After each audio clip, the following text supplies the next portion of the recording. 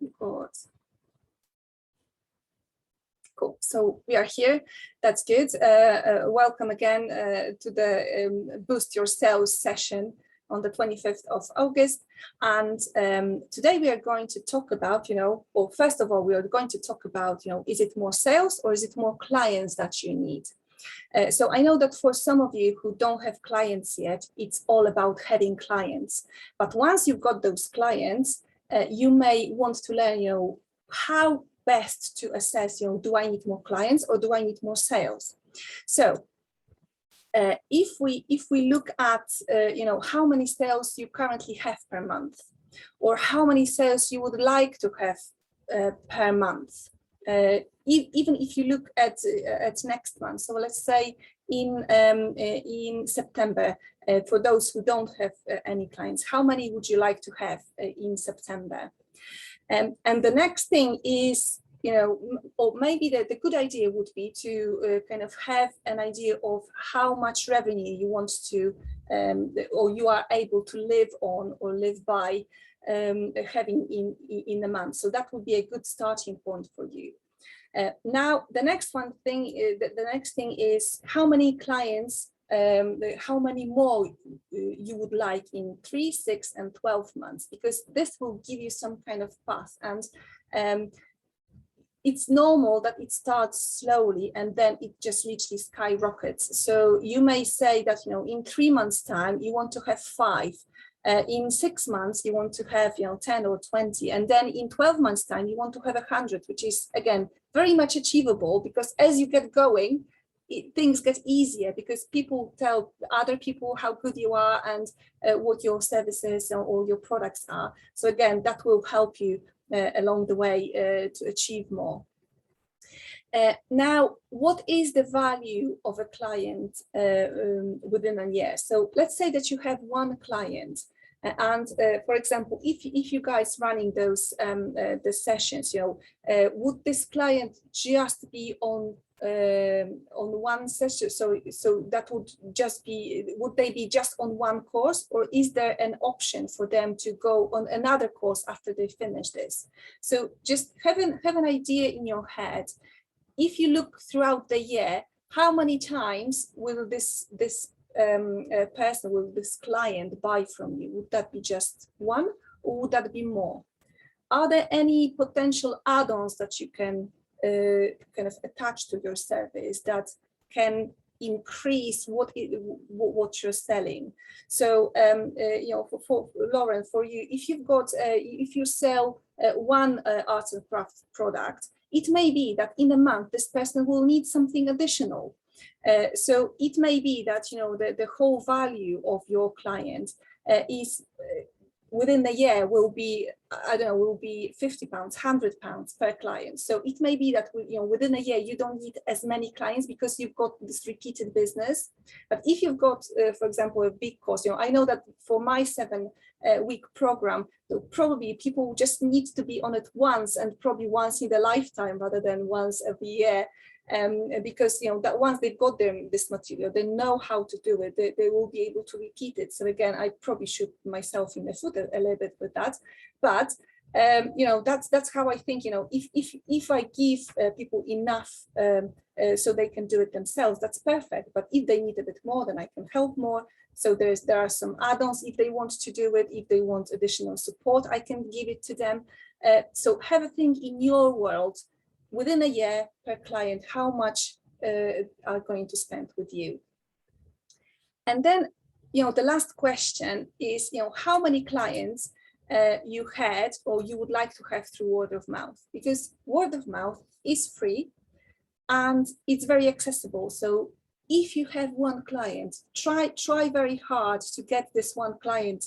For those of you who don't have any clients yet, try really hard to get this one client, and maybe try to do it at a reduced rate, or maybe try to do it as a trade. So you would do something for them, but then they would do something for you.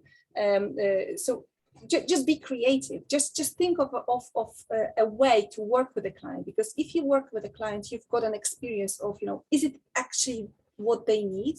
Do I need to twist it some? Do I need to change something, so it works better for them.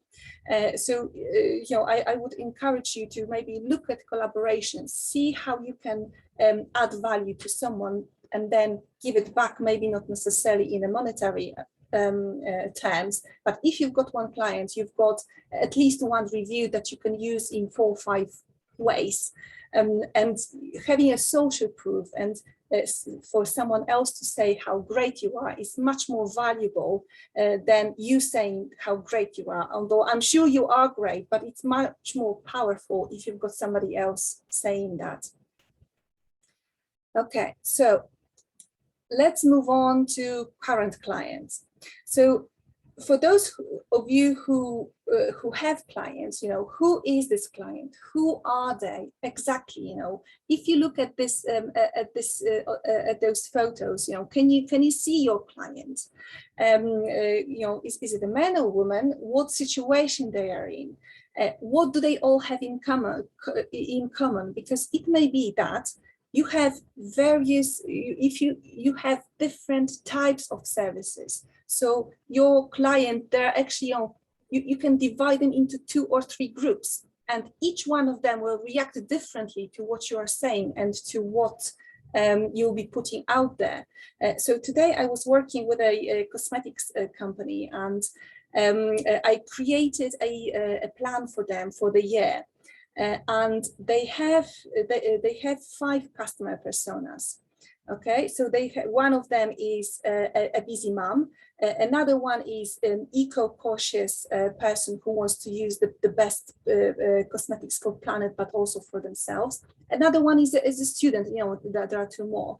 But just to give you an idea that you not necessarily have just one type of client, you may have more. And just realizing that okay, actually what I offer, my services, my products can be divided into those 2 or 3 groups, and I'll be talking differently, or I'll be showing different things to one group than to another. So, you will be talking differently to a student than you would talk to a busy mom of 2, right? So just be cautious of that. I also mentioned what do they have in common, but also what is the cost of acquisition. So again, if you have your clients already, you know how much it costs to get those clients. So it may be that one group is much easier to attract and much easier to get to than another. And also think of your sales funnel. So what are the steps that take you to get this client? So for example, Jane was saying that she attends loads of networking events, and she is putting loads of she's got digital leaflets, and she's building relationships. She's really active on all the groups and networking, but does that lead into anything? Well, the thing is that, do you want it to lead to the sale? I'm sure you do, but when you talk to people, do you construct it in a way so it leads somewhere? Do you arrange one-to-one with them, saying, this might be a problem that I can help you solve, or probably not, don't use the word problem, but I've noticed that you may, I may help you with this and this, are you happy for me to talk about this on one-to-one?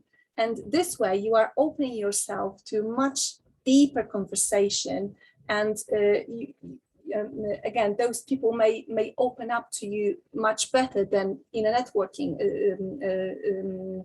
session, when you may have more people in the same room. If you don't have clients, think about your clients this way.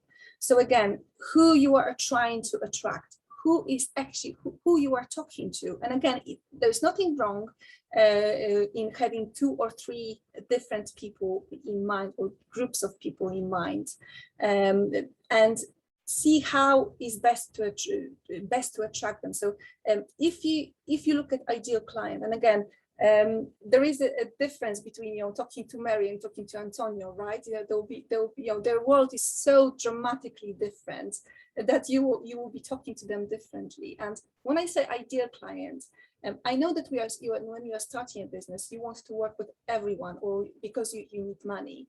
but have a think about, your ideal client. I mean, someone that you really, really like working with, you love working with, and keep that as a first thing that you've got in mind. Because if you love working with them, you'll get more of them. If you start working with people who you are not quite comfortable with working with, then you get more of them, because those people will recommend you to their buddies who are probably in some way similar to them. So just have your ideal client in mind to when you start, because this will give you a true idea of how to talk to them, how to approach them. So yeah, if you're starting, just again, it may be that you want to test few groups, because at the moment I'm testing for 4 or 5 different groups, and I'm discovering that 2 or 3 groups don't quite work the way I want to work. They are maybe either too advanced, or they may be not quite ready for what I offer. So just kind of be mindful, okay, who you love working with, because that will be much more powerful in the long run.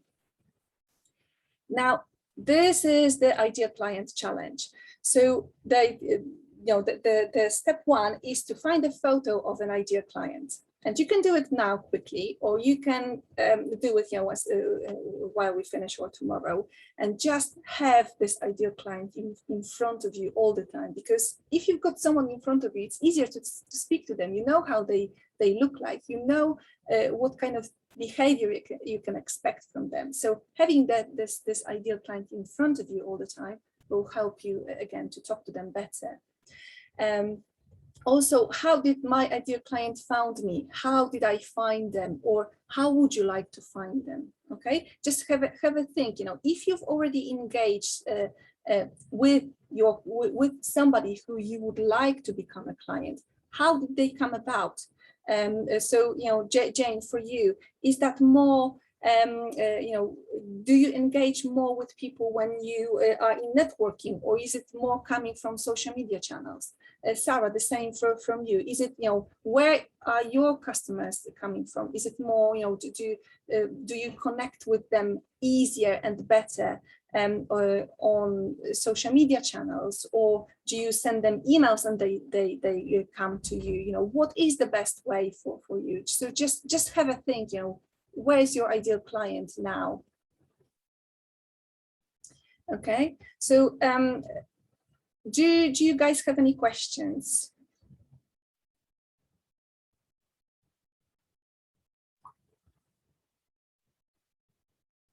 No?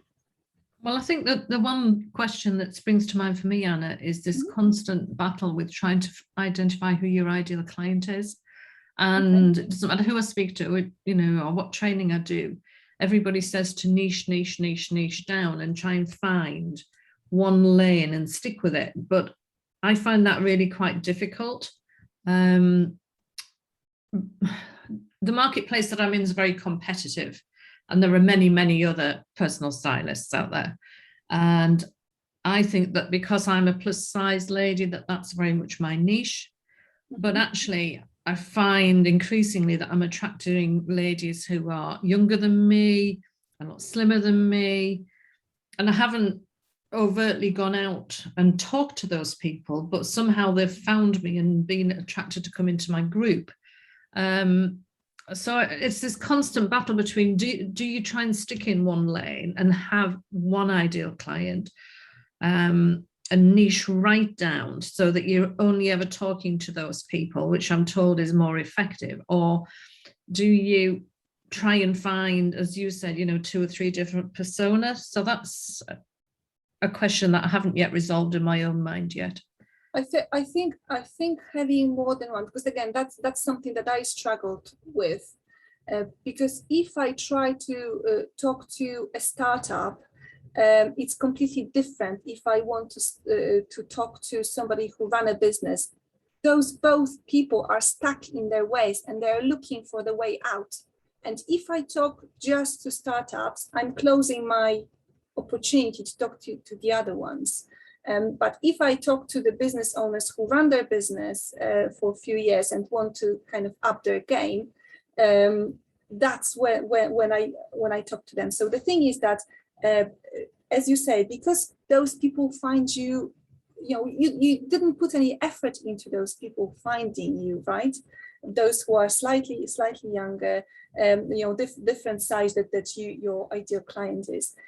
It can be that, for example, for your sanity and for your organized parts, you may say, okay, so for example, on Mondays, I just put effort into talking to this client, or and again, you will find a good pattern that will suit them.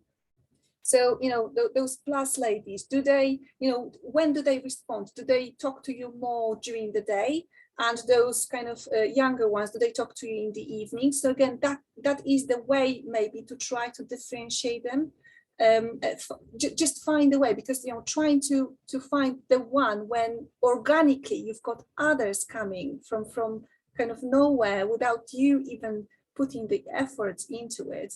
It may be that in the long run, the plus size ladies will go, and only those younger ones will stay with you. It might be the case at some point, but yes, I get that. If you refocus, you will get there. But I think in some circumstances it doesn't work, because your mind cannot kind of work out. Okay, if they're coming, why am I not grabbing them? So just figure out the pattern that will work for you, that you'll be able to serve both, and then it may be that naturally one of them will go away. Okay, thank you. Okay, Jane, Lauren, do you guys have any questions? Just unmute yourself if you want to talk. No, I'm okay, thank you. Lauren, you okay?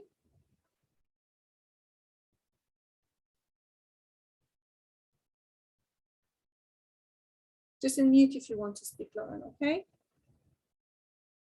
Oh, we've lost Kate on the way. Okay, let's move on to the next part. So what is it that your clients need? So when you think about, what you do is obviously, you've come up to the idea of what you're doing because you've seen some kind of idea, you've seen someone needing it, right? So when you talk to the client, to your client and or a potential client, what is it actually that they are saying? Because if you pick up on their language, so for example, this course that you guys on at the moment, I used to run it across 3 days, and I used to call it Ideal Client Challenge. Okay. Actually, I used to call it differently. I used to call it Customer Persona Challenge. And I had literally 2 or 3 people signing up to it because nobody understood what customer persona is.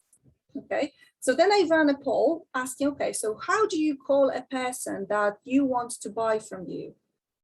And I had majority of people saying ideal client. Okay.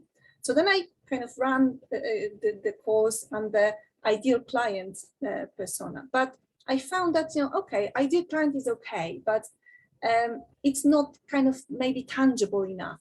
Okay, which is absolutely fine. So then when I renamed it again into boost your sales, I got more interest because I was listening to what people actually needed. So just think about, what you are doing at the moment. It may be that what you offer is really valuable to who you want to offer it to. But if you name it slightly differently, if you listen to what people are saying that they actually need, what is their pain? So Sarah, for you, it may be that people need more inspiration. They may want to know what is better to, what type of how do you call it?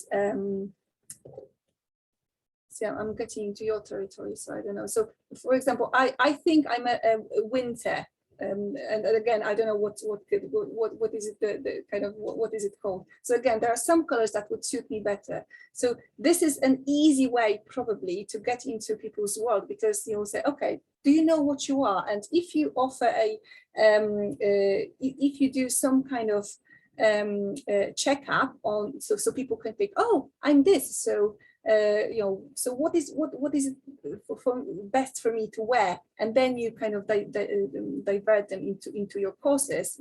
That's an easy win probably, because this is what people are looking for. For you, Jane, if you are looking to kind of support parents, do you say, how many tantrums did you have today, for example? Or are you feeling guilty because you work long hours and you don't know how to talk to your or maybe be more with your children when you've got time? Okay, so if you're listening what they are saying to you, what are their pain points, what is it that that they are struggling with? If you're talking the language, they're more likely to listen. And Lauren, for you, I know that you're advertising in groups, but if you say to people, if you're looking for something bespoke, or if you look for something personal, this is what I can help. And showing people exactly what you're doing is a great idea. Or even better, if you do something for someone and this person will say, this was the most beautiful arts and crafts item that I've done. It can be a card, or it can be another product that you've done. But again, talking to people their language, this is what they want to do. They want something that is personalized, right? That is bespoke, that will kind of be just for them. Is talking their language. So find out, what is it that they are talking about. Listen to what they're saying. Find out what their pain points are, and just thinking about it. Can you write down 2 or 3 pain points that you are solving for your clients?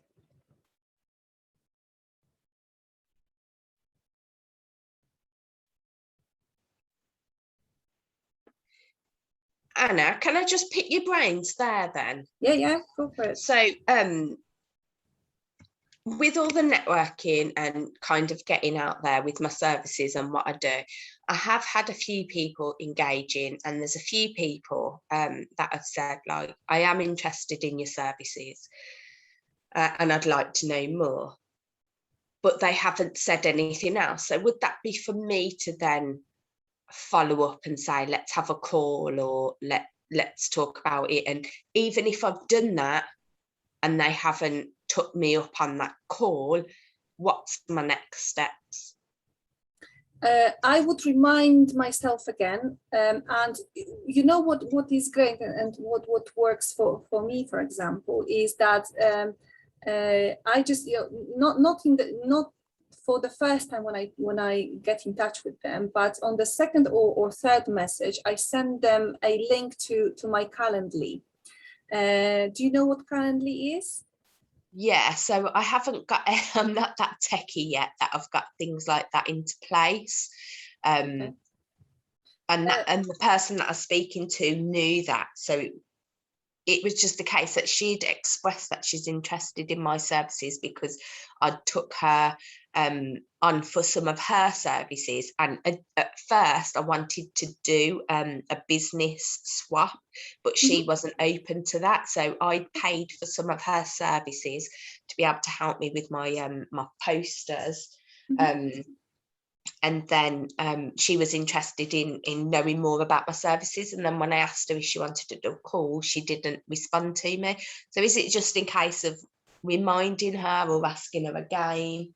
Yeah, I would, because, I think 95% of lost business is because the person who offered the business or was the supplier didn't follow up.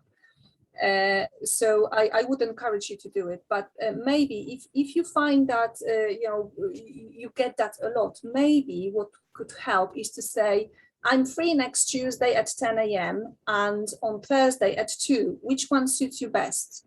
So, like you would with 2-year-old, you are giving them just 2 options, but 2 options that you like and that suit you, but also you get the straight answer. Because if you say, okay, let's meet, okay, but when, how, there's too many questions. If you say to them, I can call I can call you next Tuesday and we can have a chat, and I'm free in the morning, what time suits you best, for example? If you I do that. I haven't done it with that client, but I do that.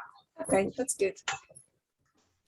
But yeah, just chase, and if you get a silence after two or 3 messages, that's fine. You just move on. It means that they are either not ready, because we get busy in our lives. So I say that getting in touch 3 times, it's kind of it's a standard, because people get kind of sidetracked from whatever they are into. So yeah, do try that.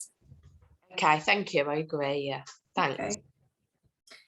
So also when you think about clients, and again, we covered that on one of the first slides, how often will they need to release this pain? So for example, if they need a birthday card for their parents, they would need 2 of the cards in a year, right? So you already can assume that you may have 2 sales out of that. So again, just think about those pains that people have, and how often they release them, and how important it is to them. And it may be, especially in the service world, is how important it is for you. And you can literally ask them this question on a scale from 1 to 5. How important it is for you to resolve that now. And if you ask this question, then probably that will prompt a whole load of thoughts in their minds.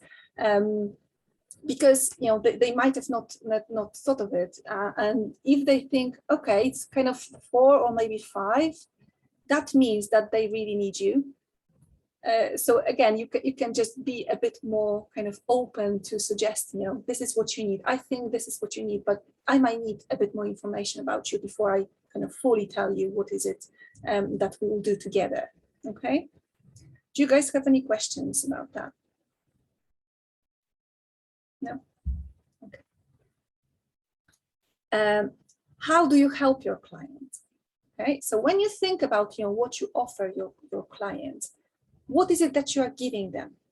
Okay, what is your package? Because if you say, okay, I can do this, or I can do that, or I can do this, no, just give them one thing that you can offer them as a package. So even if you offer services, still at the end of the day, or at the end of the course, this is what they'll get. So when I, for example, say about my 7-week course, I said, you will have a plan. Okay, so that's something really tangible. You'll have a plan, and you'll do it in 7 steps. You'll go through those 7 steps, and at the end, you'll get a plan. So what is it that your clients get at the end? What is your package? Think about your package. And again, it can be a different package for this client. So Sarah, for you, it can be a different package for plus size ladies, and it can be a different package for those younger ladies. It may be like that, but think of especially of the services, because services are not tangible. It's easier if you've got something to pass on. It's easier for me to sell muffins than my marketing services, because that's something that I can talk about. I can talk about flavors, and I can talk about fluffiness, and about smells. It's much more tangible. So you need to be really, really creative when you talk about services. Now, if you've got your services or your products even, many people say, oh, what's your unique selling point? What's your USP? And sometimes it's really hard to come up with those USPs. And there is a trick that I learned, is that if you list all the features of your product or of your services, you can create them into benefits by asking so what question.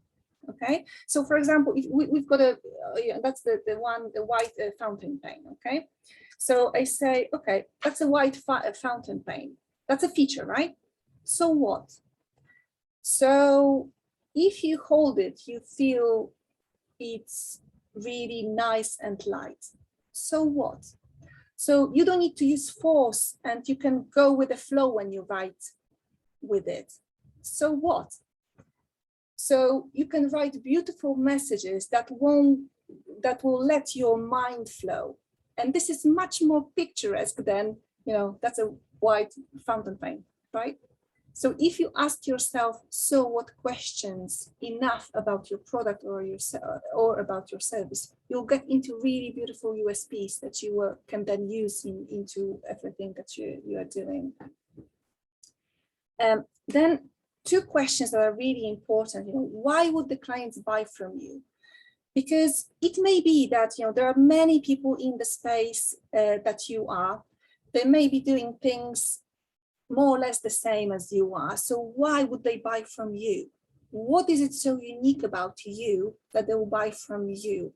Is it your experience? Is it how you talk to them? Is it how you treat them? Is it about the service that you offer around selling the product? So it may be a beautiful packaging, for example, that you do, or it may be a thank you note, handwritten thank you note when you send them something, or it can be literally a phone call 2 months after you finished working with them saying, so how are you doing? Okay, just nothing more, just that. So why is it that the clients buy from you? So why would they buy from you? What is it different about you that they would buy from you? And then the next one is really cool, because if you crack this, you are ahead of the game. So why wouldn't they buy from you?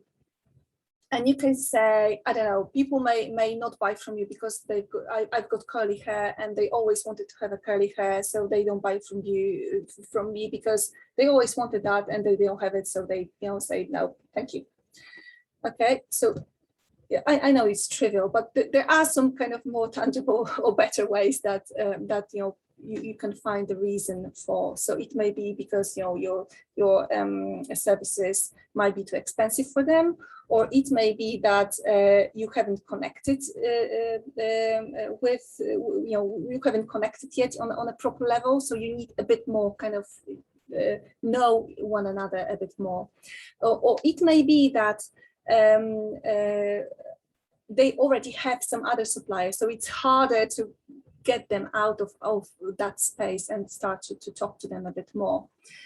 So whatever it is, just be very mindful of that, because this will, for example, if you say you are too expensive, it means that maybe you are talking to the wrong people and you need to talk to people who will pay more for your services. If they say that, okay, I'm already with somebody else, and it's a classic with either phone providers or any other providers, kind of service providers. Okay, so when does your contract end? Okay, so maybe if they give you this kind of answer, note it down and give them a call, I don't know, a month before or 2 months before, and say, you know what, I know that your contract is coming to an end. Can we chat? Is there a room for me to show you something that will benefit you, for example? Okay, so just think of the something that can put the wall between you, and think how you can destroy the wall. Okay, and it will give you a great idea of how to actually remove it. So you may even start the conversation. I know that my services are expensive, but they are worth every penny. Or I know that you will pay this for my service, but in my client's experience, you can earn 4 or 5-fold. For example, when I talked to my client recently and we did some analysis, she said,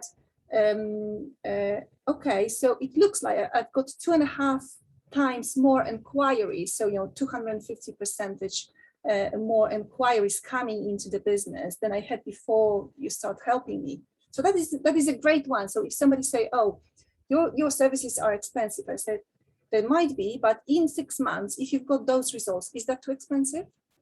So just think about how you can use that to your advantage instead of, okay, that's fine, sorry, hiding away. No, you are your own boss, right? You started a business because you want a change, you want something different. Okay, guys, we have a few more slides to go through, and we've got, it's 4 to 7. Are you happy to carry on? Yes? Okay. Yeah, I'm happy to carry on. Okay, good. So we come to the best place to find your client. Okay, so when you think about your client, and just think, within one group for a moment, one group of clients, just for now. When do they look for what you offer? Is it when they are more relaxed? Is it when they're really stressed? Is it when they go to a party and they don't know what to wear? Or is it when they've got 2-year-old kind of doing a tantrum kind of third time in a row in the last day or so?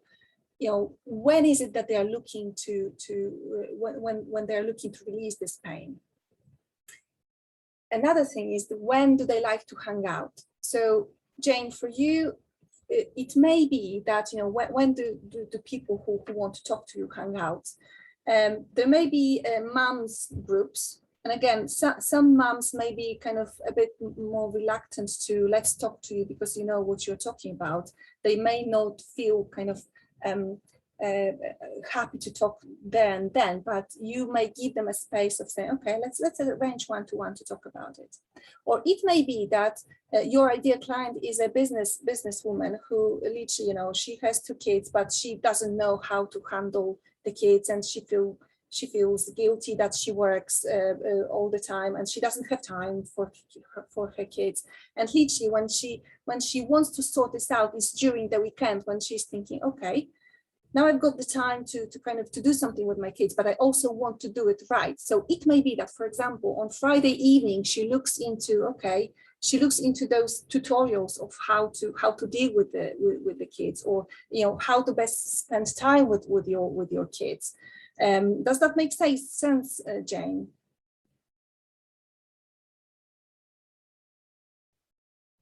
I don't think Jane's here. Okay, that's fine. So just think about, or imagine, close your eyes and imagine, where are they when they are kind of like to hang out? Where is the best place to find them? Not in the kind of stressed situation, but also the kind of situation where they are relaxed and they're willing, their mind is open enough to think about those things. Also, who do they like to hang out with? And it also kind of comes up with goes together with the next one. Who do they ask for help? Do they try to figure things out on their own? Which means that probably the best bet for you would be either being on Google, or at the top of Google search either in your area or in your expertise area. Or it may be YouTube channel and just putting those YouTube videos out there so that they see you. But it may be that they listen to their best buddy, or they may listen to their mums, or they may listen to their best friends who are also busy mums. So having or understanding who do they listen to when they are asking for advice, when they are kind of making that decision. What is it? Who else is involved in that decision making? It may be their partner, it may be themselves. So I had a chat a few weeks ago with a lady who sells hats, and she was saying that whenever she's got somebody, and that was pre-COVID, whenever she had somebody coming with either a friend or a husband or a partner, she found it really hard to do the sale, because she saw that this lady was kind of undecided herself. That's why she brought a colleague or a spouse to kind of advise her. But when the lady is there on her own, she knows what she wants. She's very confident. So again, just realizing what is the decision process of your clients will help you to define where to find your clients. Do they need to be alone, or do they need to be around others to be able to make that decision? Okay. So here is a challenge and a bit of a trick. Write down 3 places where you can find your ideal client. Okay, so have this one of the groups in mind, and write down where are the 3 places right now where you would be able to find them.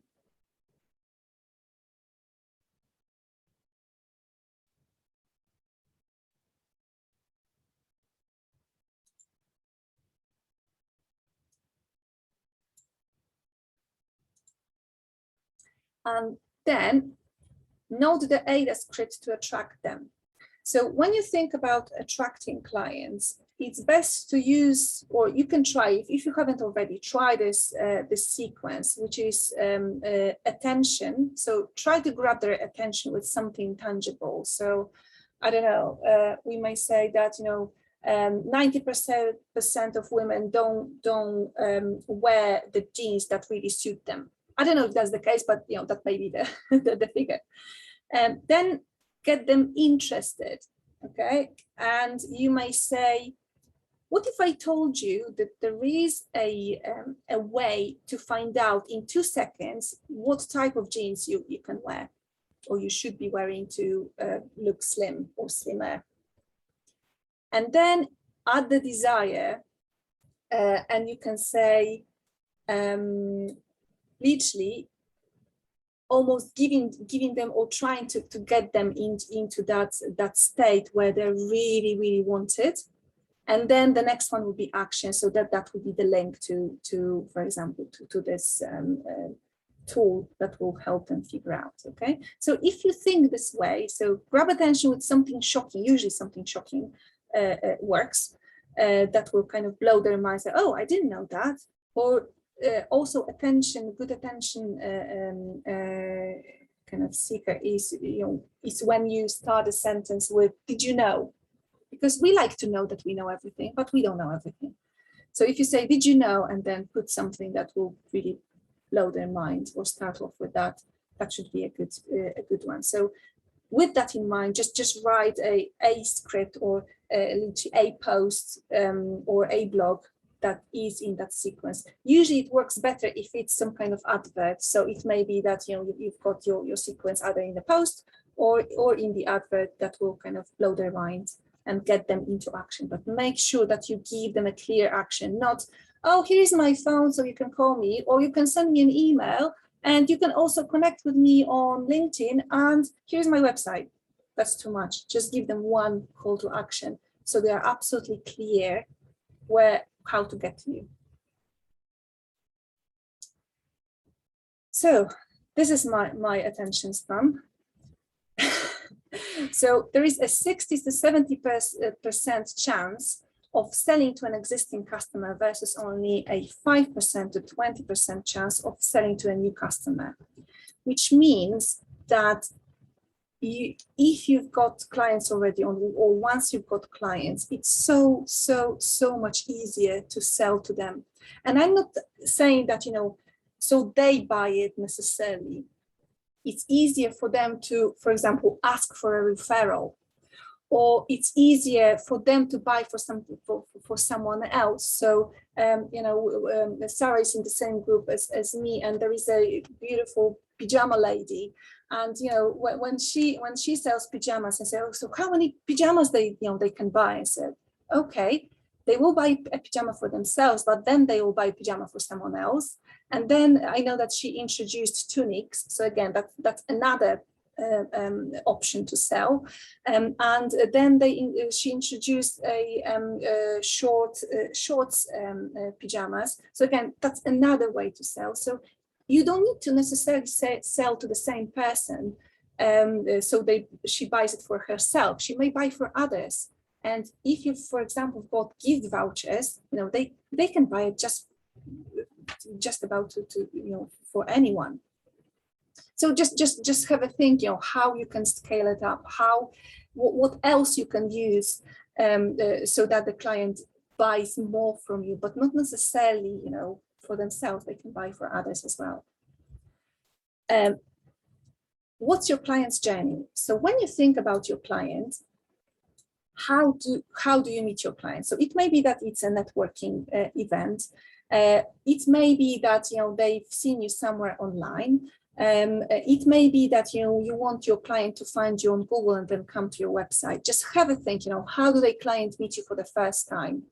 And then when they meet you, what's the follow-up?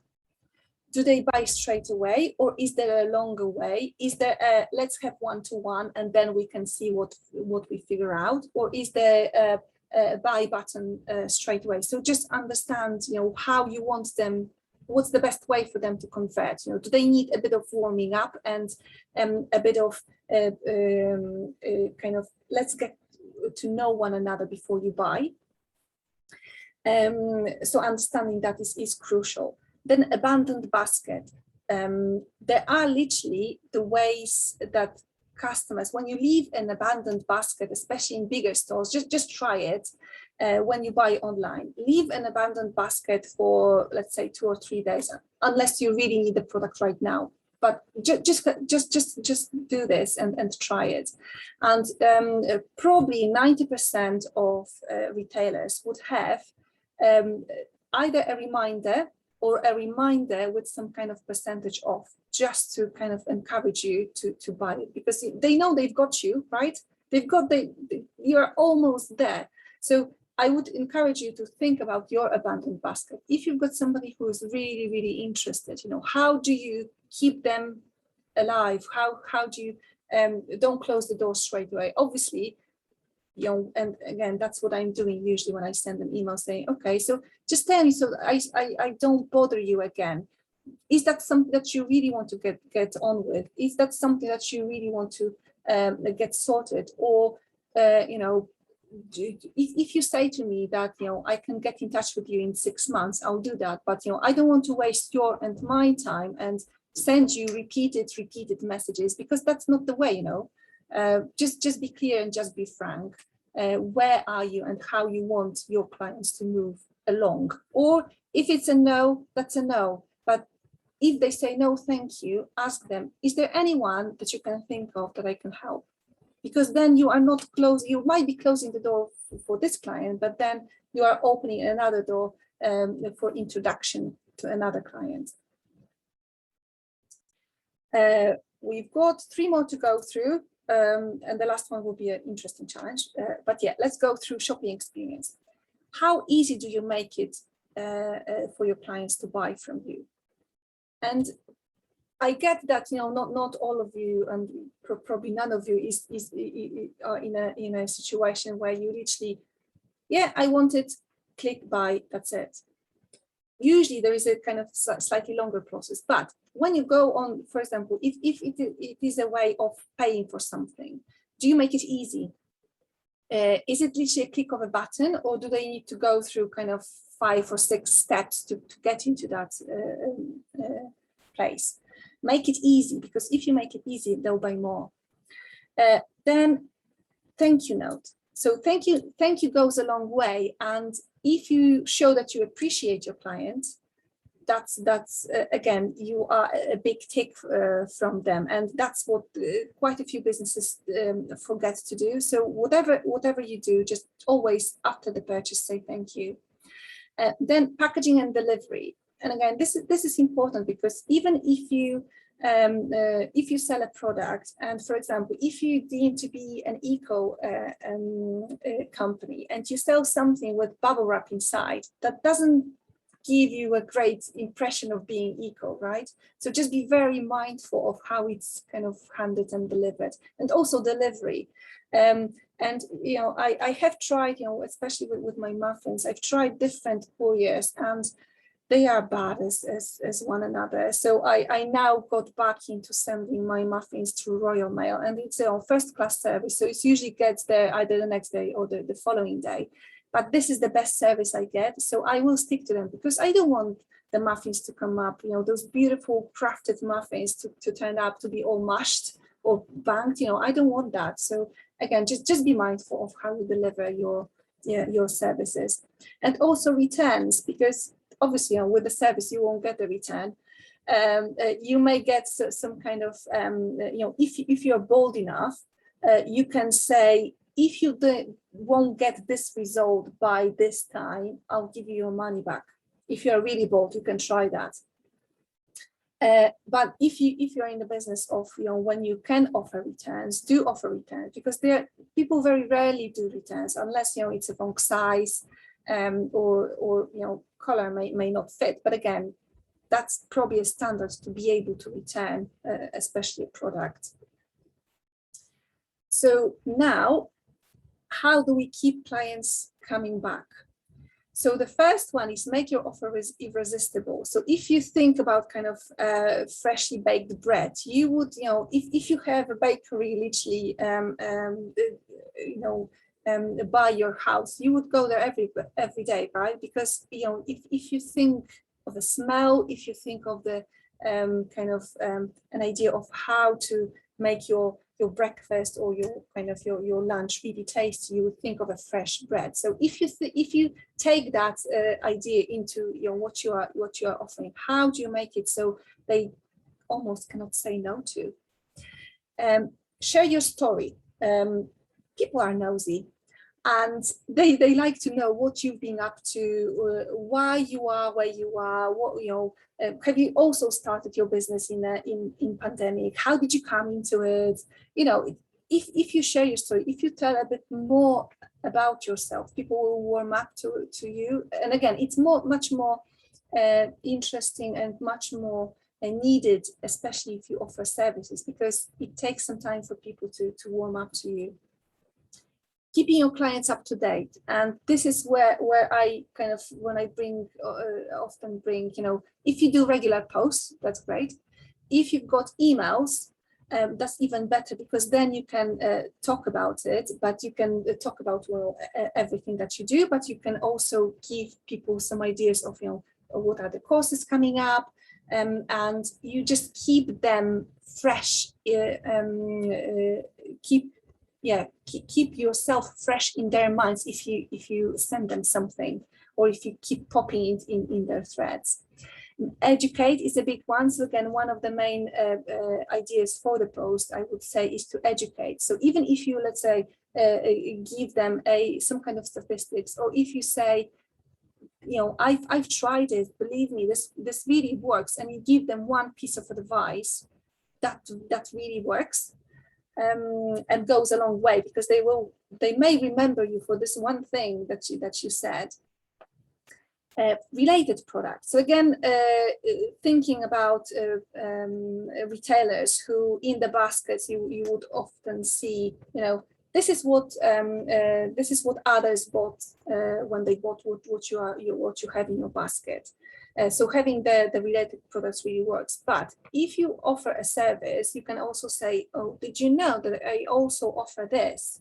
Would you be interested in that? Just giving people an option of saying, okay, I can opt in for this one as well. Okay, so just think about, what other related products you can add on. Then reward programs, and that's classic when you've got a coffee shop that give you stamps, or Smiggle gives you stamps for purchase over a certain amount, or if you buy one coffee, then you get the stamps, and then you got the stamps back. So if you can think of some kind of reward programs or referrals, because with services probably referrals is a bit more tangible. And some businesses would say, I won't pay for a referral. Some may say, okay, here you are, I don't know, I'll send you a chocolate as a thank you, or I give you, I don't know, £20 M&S voucher because you referred this business to me, or they want 10% back for the referral. So think of, if somebody refers someone to you, what is it that you are willing to give? And I'm not saying to give them money. I'm not saying to give them some kind of monetary gifts. If that's something that you can do, that's fine. It works for some, it doesn't work for all. But it may be that, as a thank you for a referral, you can give them an amazing review on their either website or on their profile, because this is what they, that's an easy thing to ask for, right? And ask for feedback. So if you ask for feedback, that's really powerful, because if you ask for feedback and then you show them that you actually listen to them and that you've done what they told you to do, that is really powerful, because then you show that you listen, that shows that you really care about them. And again, that will lead to an even stronger relationship. Okay. Do you guys have any questions about that? No? Okay. So now the last one, and that's the retention plan challenge. So what are the two things that you will kick off, that you will do to kick off your retention plan? What are the things that you can do, kind of, you can think of straight away, so that you've got something in mind and in place to get your customers to come back to you? Okay, write it down now, or not. If not, just have a think and maybe write it down later. And then what date you will implement it by, because one thing is kind of having an idea, and another thing is kind of implement it, or making sure that you actually put it into action. So that is the last challenge for the day. So now, do you guys have any questions?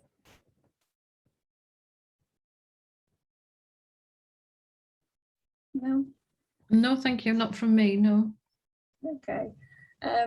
Jane, you okay?